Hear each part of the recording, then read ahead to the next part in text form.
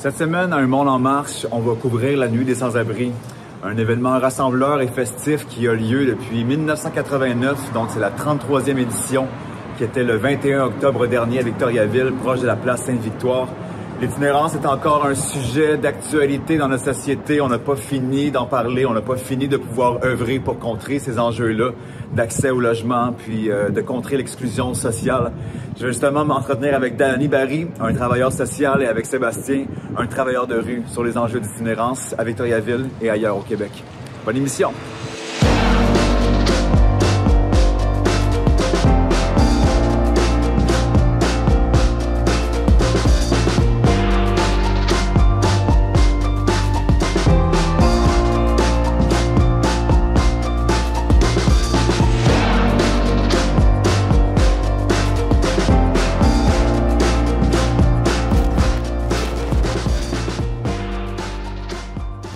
Donc, me voici avec Sébastien de l'organisme Répit Jeunesse. Sébastien, ça fait quasiment 6 ans que tu fais du travail de rue. Anciennement, tu étais camionneur, je pense, à un moment donné. Tu as eu une élimination, que tu avais envie d'aider le monde dans la rue. Puis, fait que tu t'es lancé dans cette aventure-là de travail social. Je vais t'expliquer un peu c'est quoi ton travail au quotidien? Oui, j'ai eu, comment on pourrait dire ça, une réorientation.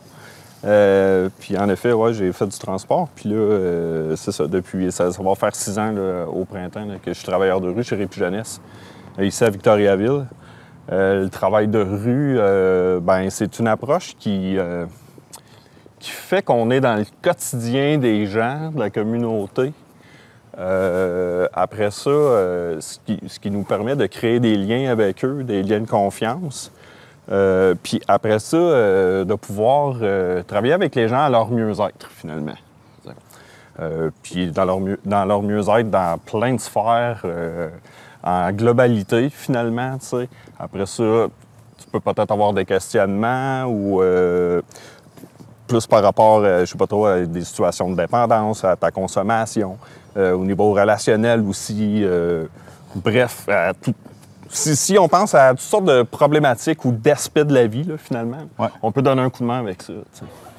Ça donne un lien privilégié de confiance, puis que, mettons, à chaque jour, qu'il y a comme un regard, il y a un échange, il y a une clope qui est échangée, que là, il y a une amitié qui se développe aussi. Je veux pas les gens, tranquillement, ils vous partagent des tranches de vie de plus en plus intimes. J'imagine vous entrez vraiment dans leur quotidien. Oui, tu sais, on a toujours la petite distance professionnelle parce qu'on est des travailleurs de rue, mais aussi, tu sais, je veux dire, des intervenants. Mais au-delà de ça, tu sais, je veux dire, on connaît les gens, on vit avec eux dans leur quotidien, dans toutes sortes de situations, tu sais.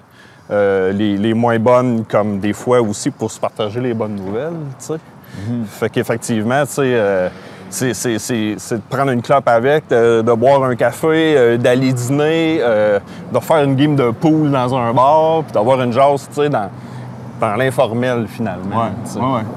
Ben, c'est ça, c'est comme souvent, cette amitié-là, puis peut-être difficile pour certains parce qu'ils se sentent rejetés du système, ils se sentent seuls, ils se sentent délaissés, ils peuvent avoir des problèmes avec la famille, avec leur entourage. Fait que parfois, vous êtes quasiment les derniers recours qu'ils peuvent avoir avec un lien avec la société, avec la communauté humaine, parce que ben, c'est y a beaucoup d'isolement aussi qui se crée.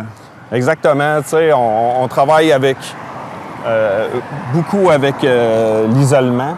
Après ça, dépendamment des parcours des gens, il y a souvent aussi, on dit comme le réseau est brûlé finalement. Tu sais. Ouais. Souvent, les familles, les amis, bref, l'entourage est un peu à bout de ressources finalement. Tu sais. Puis il y a toute l'implication émotionnelle aussi qui fait que c'est pas évident à vivre non plus au quotidien. Tu sais.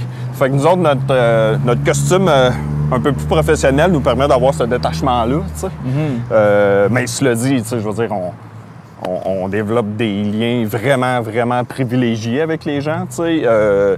Des gens qui nous invitent chez eux, prendre un café, ils préparent un plat puis ils nous invitent à venir le manger avec eux autres, tu sais. Bref, ouais, plein de belles situations comme ça, tu sais. Je me reconnais beaucoup dans ce travail-là parce que quand j'étais en voyage, justement, j'étais très sensible aux plus démunis. Je me tenais beaucoup avec les itinérants de la planète.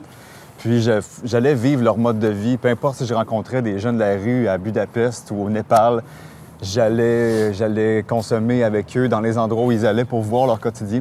Là, c'est un autre niveau, un peu plus expérientiel. Ouais. Je gardais pas une distance d'intervention, mais je me mélangeais à leurs mœurs et coutumes, autant de toxicomanie que de squatter n'importe où pour voir leur réalité, tu sais. Puis c'est ça la beauté du travail de rue, tu sais. Quand tu rentres dans un système quelconque, tu sais, c'est souvent l'individu à se plier aux règles de l'organisme, par contre, ou la façon que ça fonctionne, tu sais. Mais en travail de rue, c'est plutôt l'inverse, tu sais, je veux dire. C'est Sébastien qui va se plier aux règles de la rue, finalement, tu sais. Puis à la culture des différents milieux. T'sais. C'est pas moi qui arrive là avec mes grosses bottines, puis hey, je vais vous montrer comment ça va marcher, gang, aujourd'hui. Ah ouais. C'est ça qu'il faut faire, tu sais. Je veux dire, la porte se fermerait, puis finalement, on n'est pas capable de faire notre job, tu sais. Non, il faut savoir aussi, c'est ça, il faut être un peu caméléon.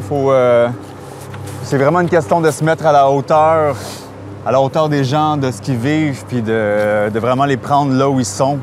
C'est là qu'ils sentent que vous êtes dévoué aussi à leur bien-être quand vous ne les regardez pas avec une distance, mais plutôt qu'une main tendue à comme pouvoir aider au meilleur de vos capacités.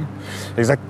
Tu sais, puis tu dis être à la même hauteur, tu sais, je veux dire, je pense que c'est pas une question d'auteur, tu sais. Je pense que c'est une question d'authenticité puis d'être vrai. Avec les gens, puis dans le milieu. Puis je pense que ça, c'est l'essentiel, tu sais, parce que à la seconde où t'es fauné ou whatever, tu sais, je veux dire, ça passe pas, puis les gens y croient pas, tu sais, simplement, tu sais.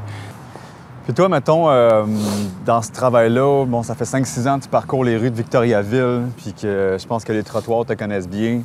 Tu as l'expérience terrain de ton peuple en tant que tel, que tu les côtoies, tu sais.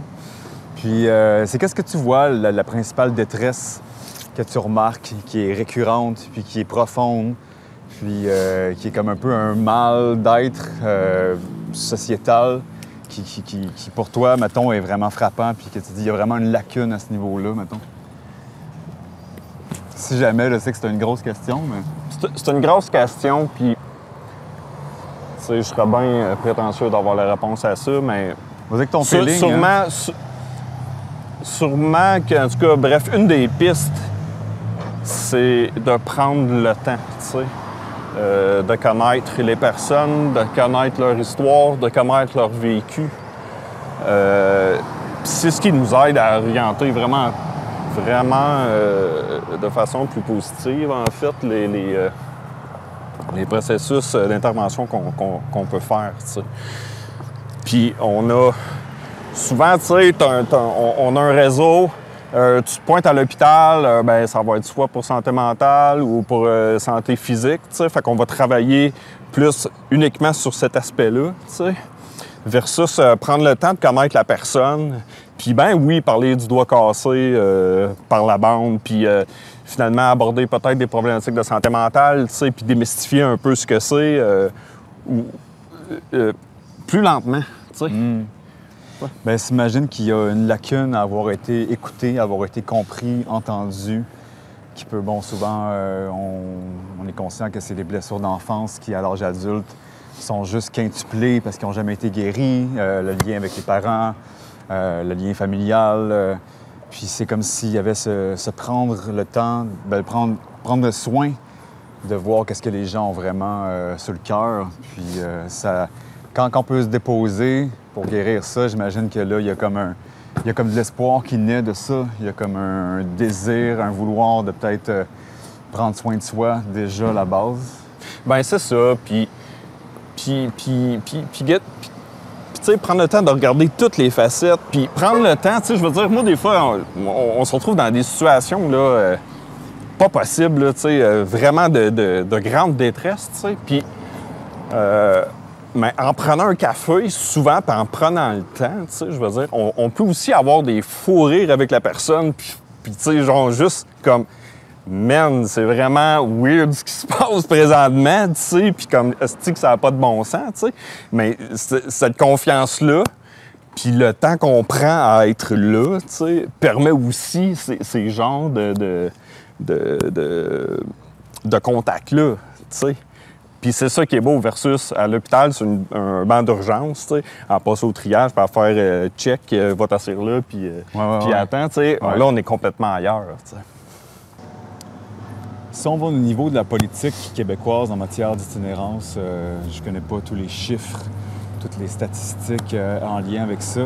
Je sais pas si, de ton expérience, tu sens qu'il y a comme un peu un aveuglement à adresser ces enjeux-là de façon vraiment concrète. On est très en surface. On a quand même un système social qui, je crois, est extrêmement... prend soin de sa population au meilleur de ses capacités. Il y a eu beaucoup de coupures budgétaires dans les dernières années, je pense, pour ces acquis sociaux-là qu'on avait. Mais quand même, est-ce qu'il y a... on a quand même des ressources d'hébergement, on a des soupes populaires, il y a des dons de vêtements, de nourriture qui sont là. Il y a quand même un bon soutien pour les personnes qui sont dans le besoin, mais est-ce que quand même encore là, on se met la tête dans le sable? Tu sais, je pense que c'est souvent, quand on prend le dossier de l'itinérance, tu sais, souvent, on a beaucoup d'empathie puis tout ça, mais c'est souvent pas dans ma cour, tu sais.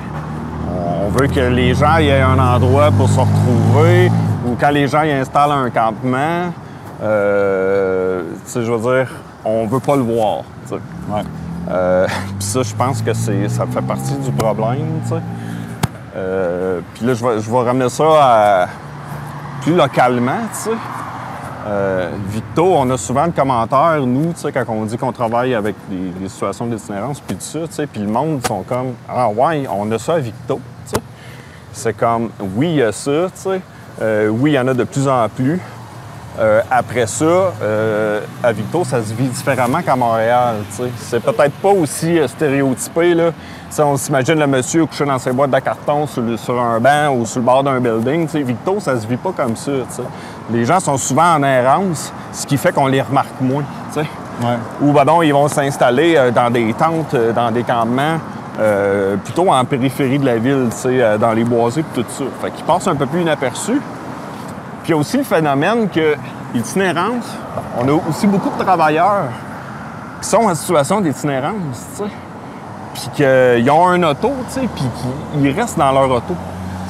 Ils passent la nuit dans l'auto, le lendemain, ils se rendent au travail, puis ils reviennent le soir, puis ils retournent dans leur auto, tu sais. C'est aussi ça, l'itinérance.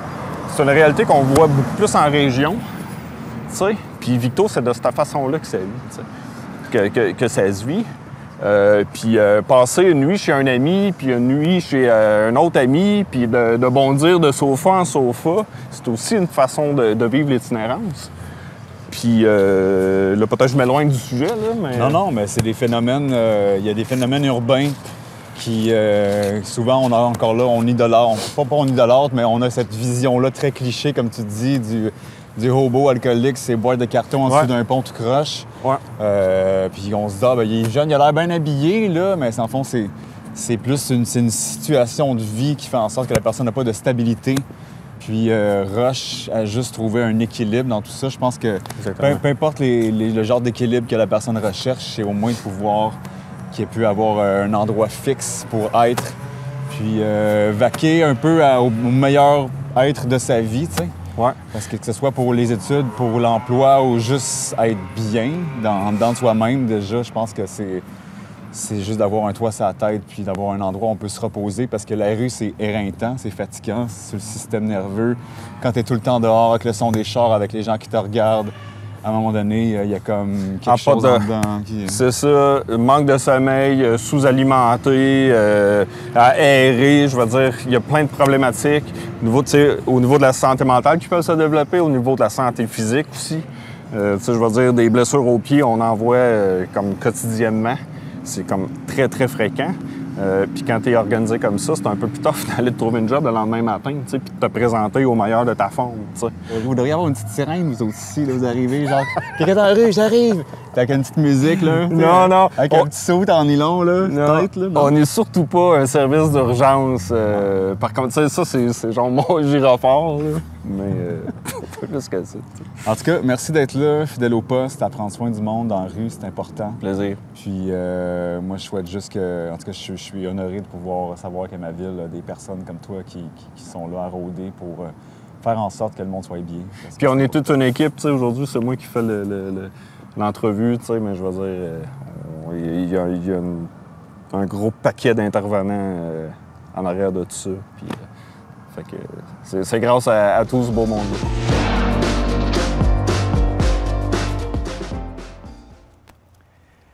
Donc, me voici maintenant en compagnie de Danny Barry, travailleur social depuis près d'une décennie maintenant à Victoriaville. Danny, tu es très connu dans la ville ici. Les gens te connaissent ton visage, connaissent ton sourire, connaissent ta fougue de militant pour faire essayer de faire en sorte que tout le monde ait un toit sur la tête puis que la société marche dans le bon sens, en fait, là.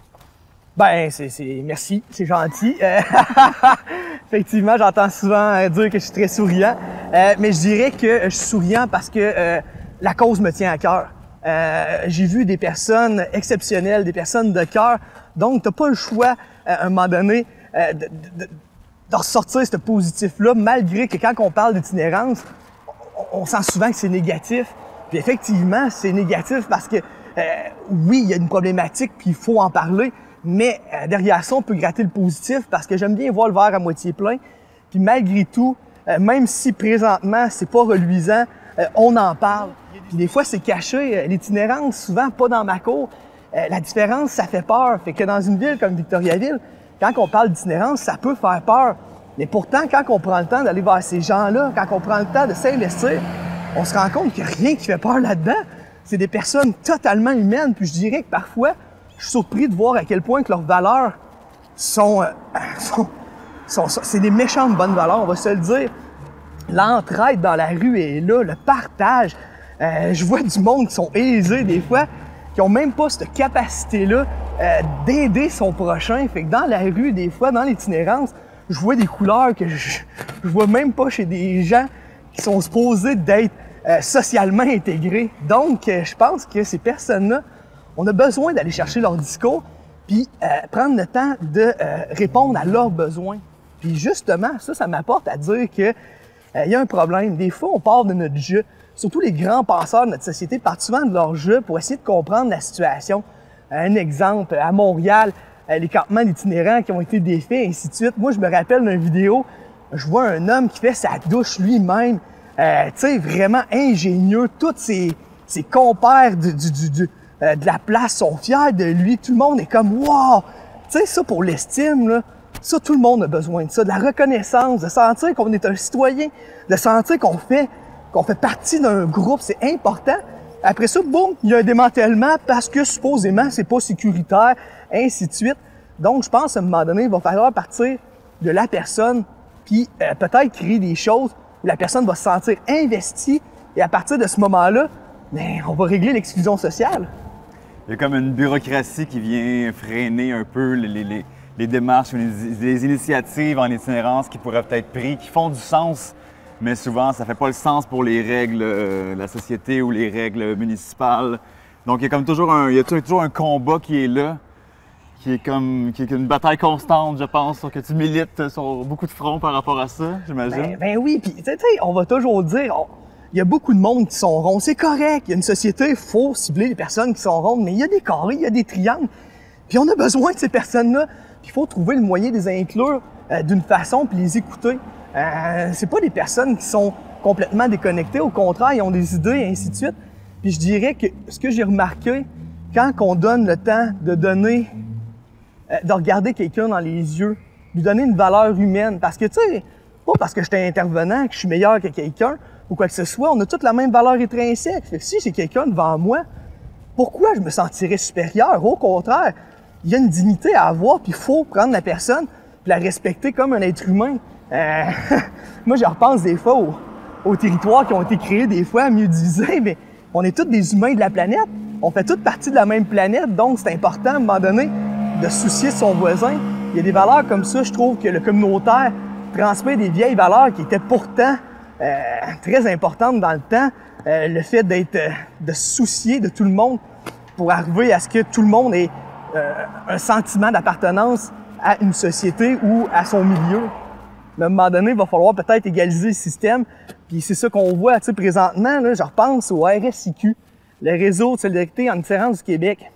Il y a une plateforme là-dessus. Moi, dans le temps, quand j'étais arrivé, on me l'avait montré. Le droit de citer, le droit à avoir un logement, avoir de la nourriture. T'sais, on est encore là-dedans. Après 11 ans, je me rends compte que il y a des choses que, oui, il y a plus de visibilité. Oui, il y a des choses qui fonctionnent, mais encore, on tape sur le même clou. Ça n'a même pas de sens.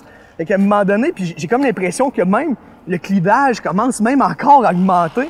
Et ça, pour moi, c'est un peu aberrant. Là. Ça démontre que même si je milite, il faut encore montrer, des dents. Puis moi, une chose que j'aime beaucoup, puis je sais que des fois c'est difficile, c'est de sensibiliser la population, des fois à aller voter.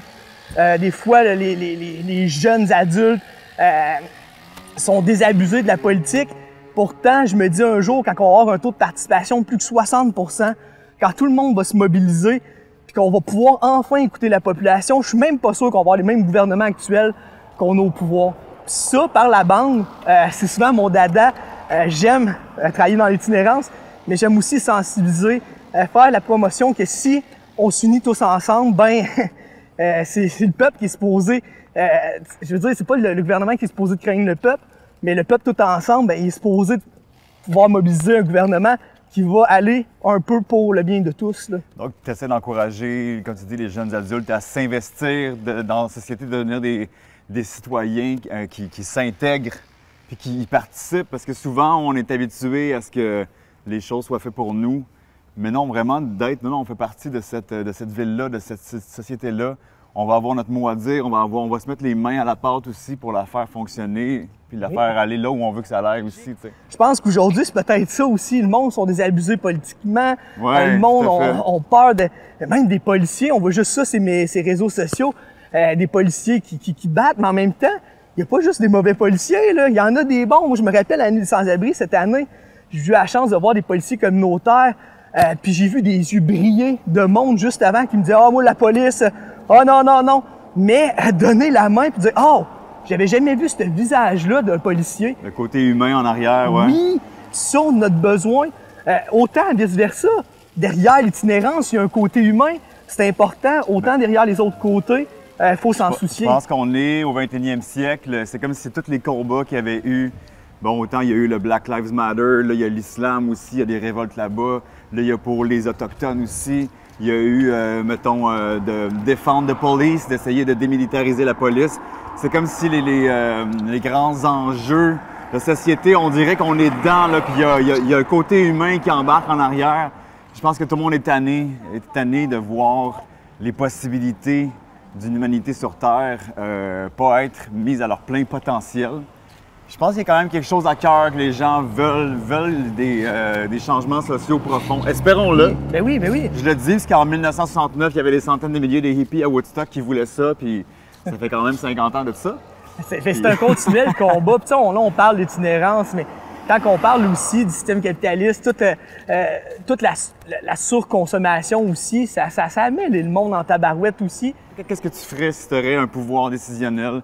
Que tu dis ce qui manque, la lacune qu'il y a dans le système, c'est ça, tu sais. Si jamais tu as une idée par rapport à ça. Bien, je dirais qu'à un moment donné, il va falloir s'attaquer aux vieilles structures. Tu sais, le gouvernement aux 4 ans, c'est un peu ça. On maintient les structures en place, juste au cas où qu'on ne sera pas élu. Puis si on est élu, bien, on continue les structures, mais il n'y a comme pas de changement. On dirait qu'il y a comme un statu quo des fois qui fait en sorte qu'on se dit « Tabarouette, la politique, c'est gelé là. » Mais pourtant, à un moment donné, il va falloir qu'on s'attaque aux vieilles structures. J'ai vu que dernièrement, ils voulaient s'attaquer justement au discours envers le roi d'Angleterre. Tabarouette, c'est-tu d'actualité? À un moment donné, il aurait fallu que quelqu'un y pense, peut-être, des dépenses superflues, à un moment donné, pour dire crime. En même temps, est-ce qu'on peut mettre cet argent-là peut-être pour les besoins des Québécois? À un moment donné, y a-t-il d'autres choses qu'on pourrait faire, ainsi de suite? C'est comme s'il faut que la crise nous pète d'en face pour y faire face, justement. On sait que c'est là, Ouais. on me sent en dessous du tapis, c'est dans un angle mort. Puis là, quand il arrive un drame, quand il arrive un état de crise, c'est là qu'on se rend compte que ça fait des années qu'on le néglige, qu'on l'oublie, Ouais. puis qu'on deal avec postpartum, tu sais, on deal après, tu sais. Ben, pourtant, on a l'histoire, Geoffrey, qui nous démontre que ça a fait tout le temps. Mais on dirait que, tu sais, la mémoire d'un poisson rouge, on arrive au bord d'un aquarium, on fait « Ah, c'est nouveau! » On repart de l'autre bord, puis non, non. Tu sais, on le sait, l'histoire nous l'a tout montré, on sait que ça fait ça, puis ça. Pourtant, on répète les mêmes erreurs à un moment donné. On fait un peu du copier-coller, puis à un moment donné, ben c'est ça. Je pense qu'il va falloir changer la donne, puis vraiment s'attaquer à des choses qui, à un moment donné, font plus de sens, là. Ouais. Tu l'as nommé un peu des fois que l'être humain, il faut qu'il arrive quasiment près de l'adversité avant de faire du changement. Puis ça, je l'ai vu souvent. Mais on l'a appris de l'histoire, ça, que des fois, d'être à côté au pied du mur, c'est quand on passe proche de tomber dans le ravin qu'on montre nos plus belles couleurs. On est-tu obligé de répéter l'histoire et de refaire ça et de se dire « Hey, on va être plus intelligent que les autres, puis on va juste dire « Hey, on voit le précipice, mais avant d'arriver là, on va stopper avant. » Puis ça fait des années qu'il y a des lumières qui allument, puis pourtant, on continue à avancer vers là en se disant « Fait que, tu sais, je me dis, ça, c'est décourageant. C'est pas pour rien que je pense que j'aime travailler justement en itinérance, parce que j'ai l'impression que ces personnes-là ont compris quelque chose, des fois, sont plus sensibles face à la réalité, sont plus proches, des fois, ils ont un senti tellement fort que je me dis, tabarouette, on serait gagnant d'apprendre d'eux, parce que pour vrai, des fois, ils en font eux autres aussi de l'anxiété sociétale, parce qu'ils disent, tabarouette, il y a des affaires qui marchent pas. Puis quand tu prends le temps d'écouter, c'est pas juste, c'est pas totalement décousu. Donc, on a beaucoup à apprendre d'eux. Vraiment, le côté humain de la vie, je pense qu'on peut le voir dans l'itinérance aussi. Tout à fait. Puis c'est pour ça que tu es là depuis, comme on disait tantôt, une décennie, à pouvoir essayer de donner ton meilleur. Ah, puis j'espère encore être là une autre décennie. C'est mon plan de match, puis on verra par la suite. Là, mais être mobilisé comme je suis, garder cette fougue-là. Je veux encore être dans le tapis pour un autre 10 ans, puis essayer de changer les choses. Bien sûr, pas tout seul, mais avec toutes ces personnes-là, parce que c'est tout ensemble que je pense que c'est ça qui va être la beauté, et non de l'individualité, comme on disait tantôt. Moi, je travaille pour la collectivité, pour le groupe, pour que tout le monde se sente uni, puis qu'ils sentent qu'ils font partie d'une société, puis qu'il n'y ait pas du monde, justement, qui sentent qu'ils font partie, qui se sentent exclus, justement, de la société.